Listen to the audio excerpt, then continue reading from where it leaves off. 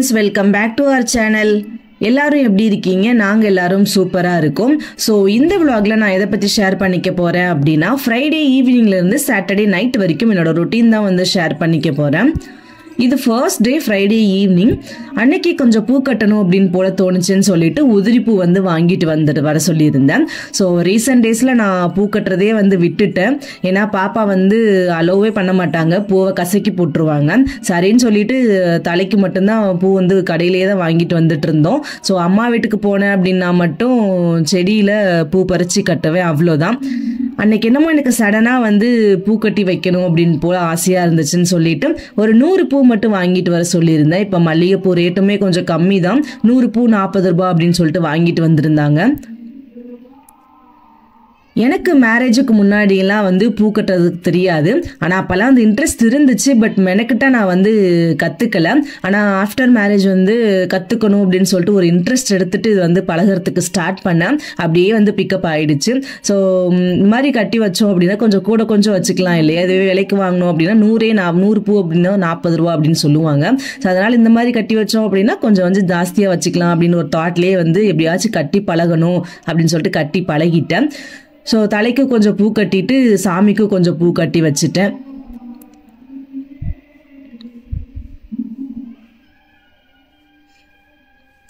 இன்னைக்கு ஃப்ரைடே அப்படின்றதுனால சீக்கிரமாகவே வாசல்லாம் தெளிச்சு விட்டு ஒரு சின்ன கோலம் போடுறதுக்கு நான் ஸ்டார்ட் பண்ணிட்டேன். எப்போவுமே ரெகுலராக ஃப்ரைடே ஈவினிங் வந்து விளக்கேற்றதுக்கு முன்னாடி கோலம் போட்டுட்டு அதுக்கப்புறமா தான் வந்து விளக்கேற்றுவோம். ஸோ ஒரு சின்ன கோலம் வந்து போடலாம் அப்படின்னு சொல்லிட்டு போட்டுட்டு இருந்தேன்.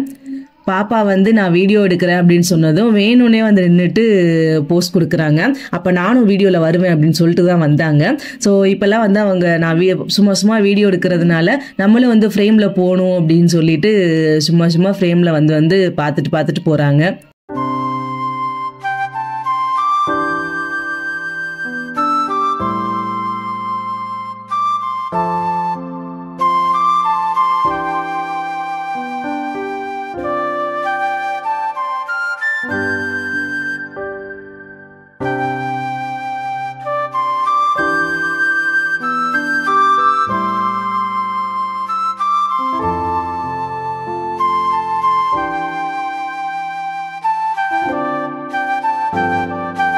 கோலம் போட்டு முடிச்சுட்டு எங்கள் அத்தை வந்து எல்லா ஃப்ரைடேயுமே கோவிலுக்கு போவாங்க. இந்த டைம் நாங்களும் கூட போகலாம் அப்படின்னு சொல்லிட்டு நானும் பாப்பாவும் வந்து கூட போயிருந்தோம்.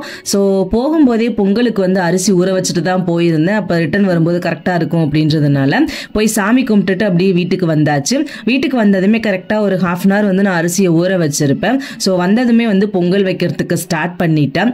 இந்த பொங்கல் ரெசிபி ஆல்ரெடி நான் ஒரு ஷார்ட்ஸில் வந்து ஷேர் பண்ணியிருப்பேன், பட் அது அவ்வளோ டீட்டெயிலாக இருக்காது. நான் இப்போ உங்களுக்கு கொஞ்சம் டீட்டெயிலாக வந்து நான் எக்ஸ்பிளைன் பண்ணுறேன்.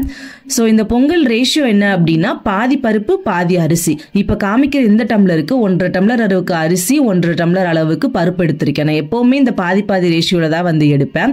ஸோ ஒரு 1/2 அன் ஹவர் நல்லா வந்து ஊற வைக்கணும். ஊற வச்சுட்டு நல்லா வாஷ் பண்ணிவிட்டு குக்கரில் சேர்த்துக்கோங்க.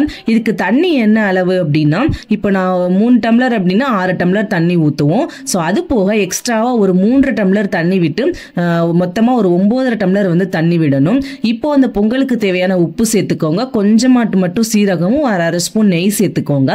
சீரகம் வந்து நான் தாளிக்கும் போது சேர்த்துக்க போகிறேன், நெய்யும் அதே மாதிரி தான். ஸோ கொஞ்சமாக மட்டும் நான் சேர்த்துருக்கேன். இப்போ ஒரு குக்கர் மூடி போட்டுட்டு ஒரு 7 விசில் விட்டு எடுத்துக்கோங்க.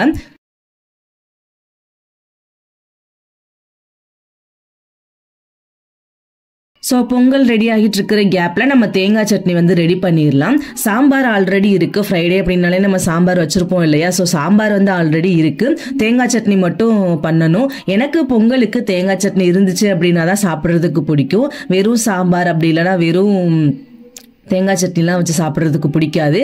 ரெண்டுமே இருந்துச்சு அப்படின்னா எனக்கு ரொம்பவே பிடிக்கும். ஸோ பொங்கலுக்கு இன்னொரு காம்பினேஷன் வந்து சூப்பராக இருக்கும். கருணக்கிழங்குல புளிக்குழம்பு வைப்பாங்க இல்லையா? அந்த காம்பினேஷன் வந்து ரொம்ப சூப்பராக இருக்கும். நீங்களும் ஒரு தடவை ட்ரை பண்ணி பாருங்கள். நான் ஹாஸ்டலில் இருக்கும்போது எனக்கு அது அடிக்கடி பண்ணி கொடுப்பாங்க. ஸோ அது ரொம்பவே எனக்கு பிடிச்சிருக்கும் அண்ட் அது டேஸ்ட்டாகவும் இருக்கும். அந்த மாதிரி ஒரு தடவை நீங்களும் ட்ரை பண்ணி பாருங்கள். நல்ல காம்பினேஷன் பொங்கலுக்கு. இந்த தேங்காய் சட்னி அரைக்கும் போதெல்லாம் எங்கள் அப்பா ஞாபகம் தான் வரும். ஏன் அப்படின்னா என் பொண்ணு வந்து தேங்காய் சட்னி சூப்பராக பண்ணுவா அப்படின்னு சொல்லிட்டு என்னை சொல்லிக்கிட்டே இருப்பாங்க எப்போவுமே. எங்கள் அம்மாவுக்கு எப்போயாச்சும் டயர்டாக இருந்துச்சுன்னா எங்கள் அப்பாவை தூண்டி விட்டு என்னை தேங்காய் சட்னி பண்ண வைப்பாங்க. எங்கள் அப்பாவும் ஒன்றை போல் யாராச்சும் தேங்காய் சட்னி பண்ண முடியுமா அப்படி பேசியே தேங்காய் சட்னி வந்து பண்ண வச்சிருவாங்க. ஸோ உங்களுக்கு இந்த மாதிரி ஏதாச்சும் ஒரு எக்ஸ்பீரியன்ஸ் இருக்கா அப்படின்னு சொல்லிட்டு மறக்காமல் கமெண்டில் சொல்லுங்கள். தேங்காய் சட்னி அரைச்சிட்டு தாளிச்சும் விட்டாச்சு. ஸோ கடுகு உளுத்தம்பருப்பு காலி ஆயிடுச்சு, அதை ரீஃபில் பண்ணி வச்சிடலான்னு பண்ணிட்டு இருந்தேன். இந்த டைம் வந்து பார்க்காம கொஞ்சம் பெரிய கடுகு வாங்கிட்டு வந்தது. எப்போவுமே வந்து குட்டி கடுகாக வாங்கிட்டு வருவேன். ஸோ இது வந்து பெரிய கடுகு அப்படின்னா வெடிச்சிச்சுன்னா பெப்பர் மாதிரியே இருக்கும் பார்க்கறதுக்கு.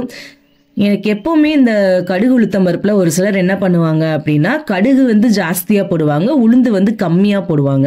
ஆனால் எனக்கு எப்படி இருக்கணும்னா ரெண்டுமே சேம் குவான்டிட்டியாக இருக்கணும், அப்போ தான் வந்து நல்லா இருக்கும் அப்படின்றதுனால நான் எப்போவுமே வந்து ஈக்குவல் குவான்டிட்டியாக தான் வந்து சேர்த்துப்பேன். ஸோ அந்த மாதிரி சேர்த்துட்டு நல்லா வந்து மிக்ஸ் பண்ணி வச்சோம் அப்படின்னா அந்த தாளிக்கும் போது அந்த உளுந்தோட மனம் வந்து ரொம்பவே நல்லா இருக்கும். ரீஃபில் பண்ணி வச்சு நல்லா மிக்ஸ் பண்ணி வச்சுட்டேன். ஸோ இதெல்லாம் பண்ணி முடிக்கிறதுக்குள்ளே கரெக்டாக வந்து பொங்கல் ரெடி ஆகிடுச்சு. கரெக்டாக ஒரு 1/2 hour ஆகும் பொங்கல் ரெடி ஆகிறதுக்கு. எனக்கு இந்த பதத்தில் வந்து ரெடி ஆகிருக்கு. இன்னும் கொஞ்சம் தண்ணியாக வேணும் அப்படின்னு நினச்சிங்க அப்படின்னா ஒரு 2 விசில் விட்டு கம்மியாக எடுத்துக்கோங்க. இப்போ பொங்கலுக்கு தாளிச்சு விட்டுறலாம். பொங்கலுக்கு தாளிக்கிறதுக்கு நான் கடலெண்ணெய் தான் வந்து யூஸ் பண்ணுறேன். ஸோ ஒரு 6 ஸ்பூன் வந்து கடலெண்ணெய் சேர்த்துருப்பேன். ஒரு 2 ஸ்பூன் வந்து நெய் சேர்த்துக்க போகிறேன். உங்களுக்கு வந்து ஃபுல் அண்ட் ஃபுல் நெய் மட்டுமே சேர்த்து தாளிக்க போகிறீங்க அப்படின்னாலும் தாராளமாக தாளிக்கலாம், டேஸ்ட் வந்து நல்லாவே இருக்கும். ஸோ நான் ஃபுல் அண்ட் ஃபுல் நெய் சேர்த்துக்கல, நைட் டைம் அப்படின்றதுனால. எண்ணெய் நல்லா சூடானதும் கறிவேப்பிலை போட்டு நல்லா பொரிஞ்சதுக்கப்புறம் 1 ஸ்பூன் சீரகம் 1 ஸ்பூன் மிளகு சேர்த்துட்டு முந்திரி பருப்பு 5 சேர்த்துருக்கேன். முந்திரி பருப்பு வந்து ஆப்ஷனல் தான், உங்களுக்கு வேணும் அப்படின்னா சேர்த்துக்கோங்க. ஒரு இஞ்சி வந்து நல்லா பொடிசாக கட் பண்ணி வச்சுருக்கேன், அதையும் சேர்த்துக்கலாம். இப்போ ஒரு ஸ்பூனை வச்சு நல்லா அந்த இஞ்சியெல்லாம் ஃப்ரை பண்ணுற அளவுக்கு வந்து நம்ம குக் பண்ணிக்கலாம் அந்த இஞ்சியை. இப்போ எனக்கு நல்லாவே வந்து ஃப்ரை ஆகிடுச்சு. ஸோ இதை அப்படியே எடுத்து நம்ம தாளிப்பாக வந்து பொங்கலுக்கு கொடுத்துட்டோம் அப்படின்னா ஒரு சூப்பரான பொங்கல் வந்து ரெடி ஆகிடும். இது ரொம்ப ரொம்ப டேஸ்ட்டாக இருக்கும் இந்த மாதிரி நீங்கள் பண்ணீங்க அப்படின்னா. நீங்களும் இந்த மாதிரி வீட்டில் பொங்கல் வந்து ட்ரை பண்ணி பாருங்கள், எப்படி இருக்குது அப்படின்னு மறக்காமல் கமெண்டில் சொல்லுங்கள். ஸோ இப்போ ரெகுலராக வந்து கவனி அரிசி குடிச்சிட்டே இருக்கிறதுனால அது வந்து ஒரு ஹேபிட்டாக மாறிடுச்சு. எப்போவுமே நைட்டு தூங்க போகும்போது மறக்காமல் நான் வந்து ஊற வச்சுட்டு தான் போகிறேன். ஸோ எப்போயாச்சும் எல்லாத்தையுமே மறந்துட்டு இருப்பேன். அது ரெகுலராக ஒன்று ஃபாலோ பண்ணுறோம் அப்படின்னா மறக்க மாட்டேன் இல்லையா? ஸோ அது மாதிரி மறக்காமல் அன்றைக்கி நைட்டும் அரிசியை ஊற வச்சுட்டு தூங்குறதுக்கு போயாச்சு.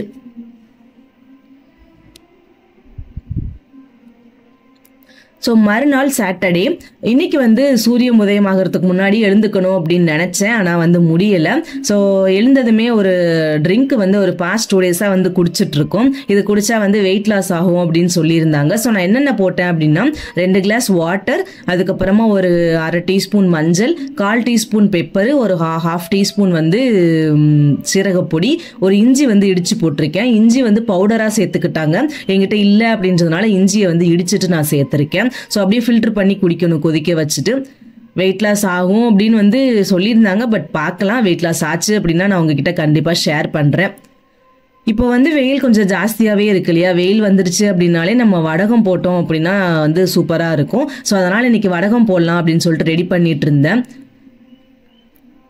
அதுக்கு என்ன ரேஷியோ அப்படின்னா, இப்போ நான் எடுக்கிற இந்த டம்ளரில் 5 டம்ளர் அளவுக்கு அரிசி எடுத்திருக்கேன். நம்ம இது கூட ஜவ்வரிசியுமே வந்து ஆட் பண்ணிக்க போகிறோம், அப்போ தான் நல்லா இருக்கும். ஸோ 5 டம்ளர் அரிசிக்கு 1 டம்ளர் வந்து ஜவ்வரிசி வந்து நான் சேர்த்துருக்கேன். அதே ரேஷியோ தான். 6 டம்ளர் அப்படின்னா 1.5 டம்ளர் அளவுக்கு சேர்த்துக்கோங்க. ஸோ சேர்த்துட்டு ஒரு 1 மணி நேரம் நல்லா வந்து ஊற வச்சிருக்கேன். உங்களால் முடிஞ்ச அளவுக்கு 1 மணி நேரம் ஊற வச்சிருங்க. முடியாத பட்சத்தில் 1/2 மணி நேரம் மட்டும் ஊறினா கூட ஓகே தான். ஸோ நல்லா ஊற வச்சுட்டு அது கொஞ்சம் நேரம் ஊறட்டும். இட்லி தோசை மாவு எதுவுமே இல்லை, பாப்பாவுக்கு தோசை ஊற்றணும். ஸோ அதனால் வந்து இன்ஸ்டண்ட்டாக ஒரு தோசை மாவு வந்து ரெடி பண்ணேன். அதுக்கு 1.5 கப் அளவு ரவை எடுத்துட்டு இந்த மாதிரி நல்லா வந்து ஃபைன் பவுடராக அரைச்சி எடுத்துக்கோங்க. ஸோ இந்த மாதிரி ஃபைன் பவுடராக அரைச்சிட்டு இப்போ ஒரு பாத்திரத்துக்கு இதை வந்து டிரான்ஸ்ஃபர் பண்ணிடலாம்.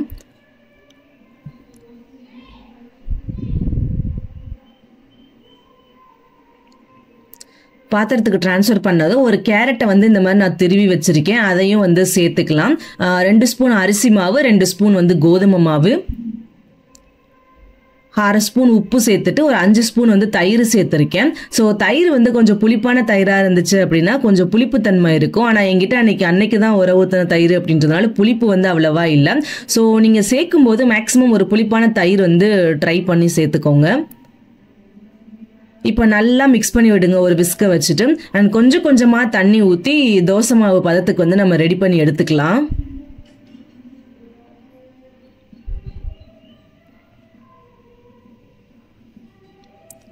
இப்போ இதை கொஞ்சம் நேரம் ஒரு 10 நிமிஷம் வந்து ஊற வைக்கலாம். ஏன்னா ரவை வந்து தண்ணியை நல்லா அப்சர்வ் பண்ணும் இல்லையா? ஸோ அதனால வந்து ஒரு 10 நிமிஷம் ஒரு மூடி போட்டுட்டு ஊற வைங்க.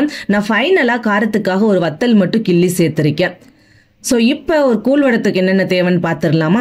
7 பச்சை மிளகா, அப்புறம் 5 பல் பூண்டு, இது எல்லாத்தையும் சேர்த்துட்டு இந்த மாதிரி வந்து அரைச்சி எடுத்துக்கோங்க.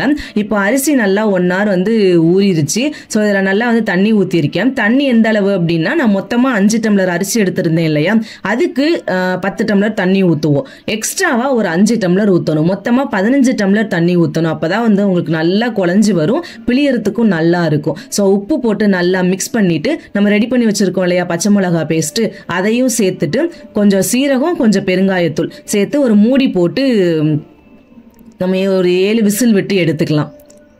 ஸோ இதில் கருவேப்பிலை வேணும் அப்படின்னாலும் சேர்த்துக்கோங்க. பட் கருவேப்பிலை கொஞ்சம் டிஸ்டர்பாக இருக்கிற மாதிரி இருக்கும். ஸோ அதனால் இது மட்டும் போட்டாலே வந்து டேஸ்ட் வந்து நல்லா இருக்கும். இப்போ நல்லா குக்கருக்கு ஒரு மூடி போட்டுட்டு ஒரு 7 விசில் விட்டு எடுத்துக்கலாம். இது ஃபஸ்ட்டு 2 விசில் வரும்போது கொஞ்சம் தண்ணி வந்து வெளியில் தள்ளும் தான். ஸோ அதனால் பக்கத்துலேயே இருந்து பார்த்துக்கோங்க. இப்போ நம்ம அந்த மாவு வந்து ரெடி பண்ணி வச்சுருந்தோம் இல்லையா, 10 நிமிஷத்துக்கு மேலே ஆயிடுச்சு. ஸோ எனக்கு கொஞ்சம் தண்ணி வந்து அப்சர்வ் பண்ணியிருந்தது. நான் கொஞ்சம் தண்ணி ஊற்றி தோசை மாவு பதத்துக்கு வந்து எடுத்துகிட்டு வந்துட்டேன். ஸோ இப்போ தோசை ஊற்றிக்கலாம். நான் கல் வந்து ஆல்ரெடி சூடு பண்ணி வச்சுருந்தேன். இது வந்து இந்த மாதிரி குட்டி குட்டியாக வந்து தோசை ஊற்றிக்கலாம். டேஸ்ட் வந்து ரொம்பவே சூப்பராக இருந்தது. நான் என்ன பண்ணியிருந்தேன் அப்படின்னா, உப்பு மட்டும் கொஞ்சம் கம்மியாக போட்டுட்டேன். மற்றபடி டேஸ்ட் வந்து ரொம்பவே நல்லா இருந்துச்சு.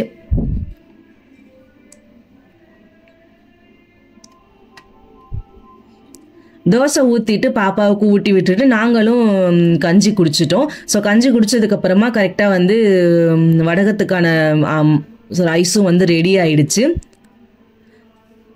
ஸோ இந்த மாதிரி தான் உங்களுக்கு இருக்கும். நல்லா வந்து மசிச்சு விட்டீங்க அப்படின்னா, இது நார்மல் சாப்பாட்டு அரிசி தான்.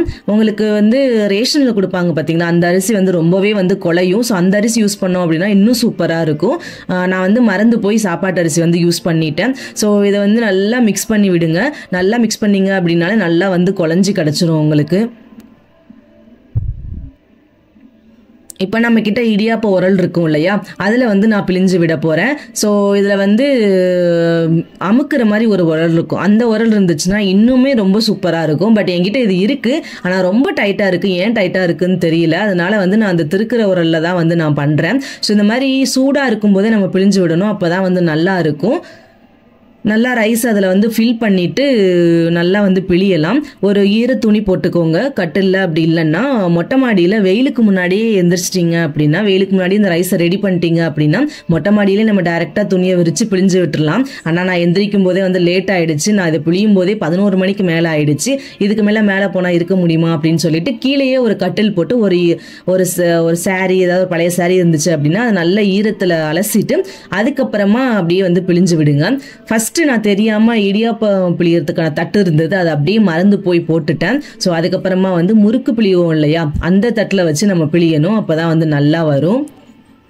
ஒரு சிலர் என்ன பண்ணுவாங்க அப்படின்னா, பழைய சாதம் மிஞ்சி போச்சு அப்படின்னா அதை வந்து வடகமாக பண்ணி வைப்பாங்க.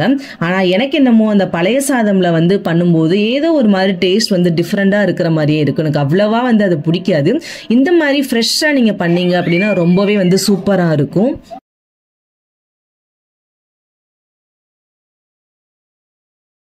இதில் கொஞ்சம் மெனக்கிட்ட வேலை பண்ணணும். பட் டேஸ்ட் வைஸ் பார்த்தீங்க அப்படின்னா ரொம்பவே சூப்பராக இருக்கும். ஒரு டைம் வந்து சாப்பிட்டு பார்த்துட்டிங்கன்னா இன்னொரு டைம் வந்து சாப்பிட்ணும் அப்படின்னு தோணும். நான் எனக்கு மேரேஜுக்கு முன்னாடிலாம் எங்கள் வீட்டில் இது அடிக்கடி பண்ணுவோம். சண்டேலாம் சம்மர் சீசன்லலாம் இதுதான் வேலை. நான் இது ரொம்ப இன்ட்ரெஸ்ட்டாக வந்து அப்போல்லாம் பண்ணுவேன். ஒருத்தர் வந்து ஃபில் பண்ணி கொடுப்போம், ஒருத்தர் வந்து பிழிஞ்சு விடுவோம். அந்த மாதிரி ரொம்ப இன்ட்ரெஸ்ட்டாக பண்ணுவோம். எங்கள் தெருவில் நிறைய பேர் வந்து இதை பண்ணுவாங்க. ஸோ நல்லா ஒரு பெரிய பக்கெட் நிறைய வந்து ஸ்டோர் பண்ணி வச்சுப்போம் சம்மர் சீசனில் பண்ணிவிட்டு. ஸோ பிழிஞ்சு விட்டுட்டு வெயிலில் வந்து காய வச்சுட்டு வந்துட்டேன். அதுக்கப்புறமா வந்து லன்ச் ரெடி பண்ணேன். லெமன் ரைஸ் வந்து ரெடி பண்ணிக்கலான்னு சொல்லிட்டு ரெடி பண்ணிட்டு இருந்தேன். நம்ம லைஃப்பில் ஒவ்வொரு ஃபுட்டும் நமக்கு ஒவ்வொரு அனுபவத்தை வந்து கொடுத்துருக்கும். அந்த மாதிரி எனக்கு இந்த லெமன் ரைஸு. ஸோ நான் ஒர்க் பண்ணிட்டு இருக்கும்போது ஹாஸ்டலில் இருந்து தான் வந்து ஒர்க் பண்ணிட்டு இருந்தேன். அப்போ வந்து ஹாஸ்டல் ஃபுட்டில் வந்து இந்த லெமன் ரைஸ் வந்து கண்டிப்பாக இருக்கும். எல்லா ஹாஸ்டல்லையுமே அது இருக்கும். ஸோ கண்டிப்பாக இந்த லெமன் ரைஸ் ஃபுட் வந்து இருக்கும். அப்போ என்ன பண்ணுவாங்க அப்படின்னா, இதில் ஒன்றுமே இருக்காது. உப்பு இருக்காது, காரம் இருக்காது, புளிப்பு இருக்காது. வெறும் சாதத்தில் மஞ்சள் போட்டு தாளித்து விட்ட மாதிரி ஒரு ரைஸ் வந்து கொடுப்பாங்க. நான் அப்போ லெமன் ரைஸை வெறுத்துட்டேன். ஸோ எனக்கு இந்த லெமன் ரைஸை வேண்டாண்டா அப்படின்ற மாதிரி ஒரு ஃபீலிங் வந்துருச்சு.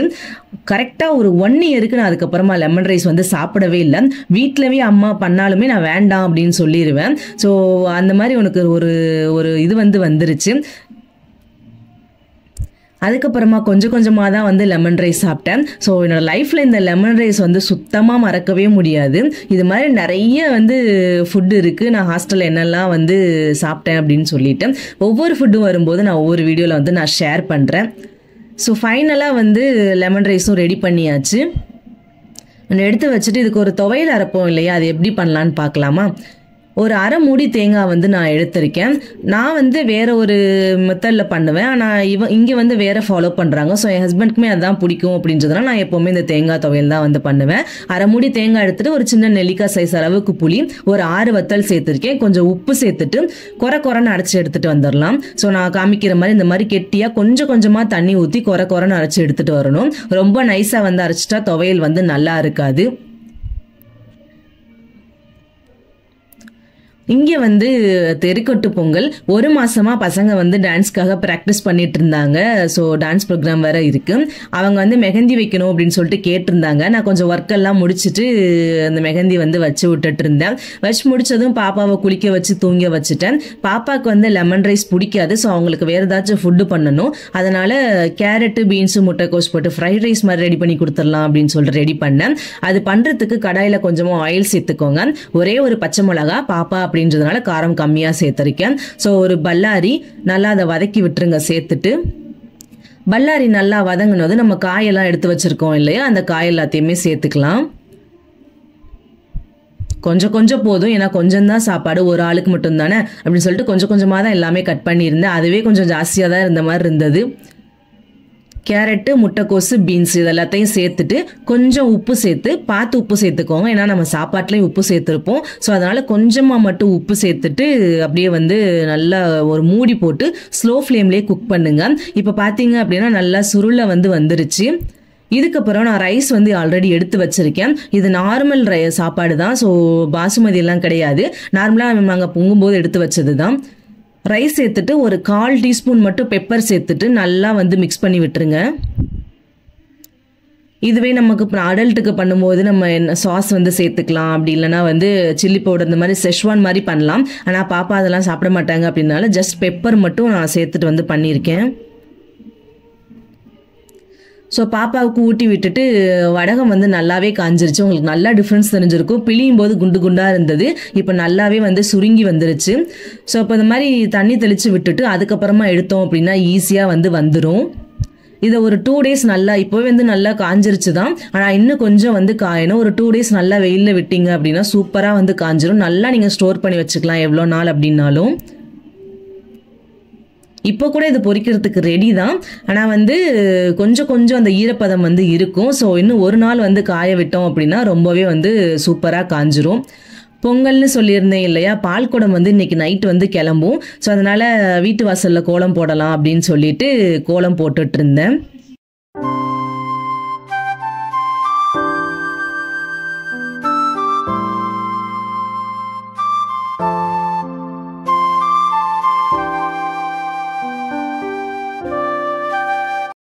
கோலம் போட்டு முடிச்சதும் சாமி கும்பிட்றது கிளம்பிட்டு இருந்தாங்க. நானும் போயிட்டு கலந்துக்கிட்டேன்.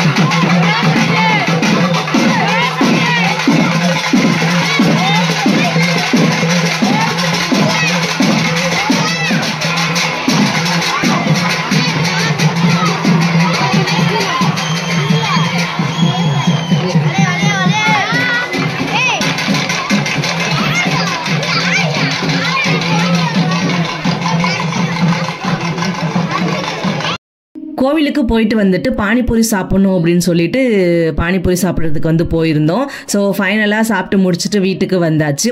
இந்த விலாகோட எண்டுக்கு நம்ம வந்துட்டோம். இந்த வீடியோ உங்களுக்கு ரொம்பவே பிடிச்சிருக்கும் அப்படின்னு நம்புகிறேன். ஸோ இப்போ தான் நீங்கள் நம்ம சேனலை ஃபர்ஸ்ட் டைம் பார்க்குறீங்க அப்படின்னா மறக்காமல் சப்ஸ்கிரைப் பண்ணிவிடுங்க அண்ட் லைக் பண்ணுங்கள், ஷேர் பண்ணுங்கள். அண்ட் இன்னொரு சூப்பர் விலாகில் உங்களை நான் மீட் பண்ணுறேன். தேங்க்ஸ் ஃபார் வாட்சிங். Tata bye.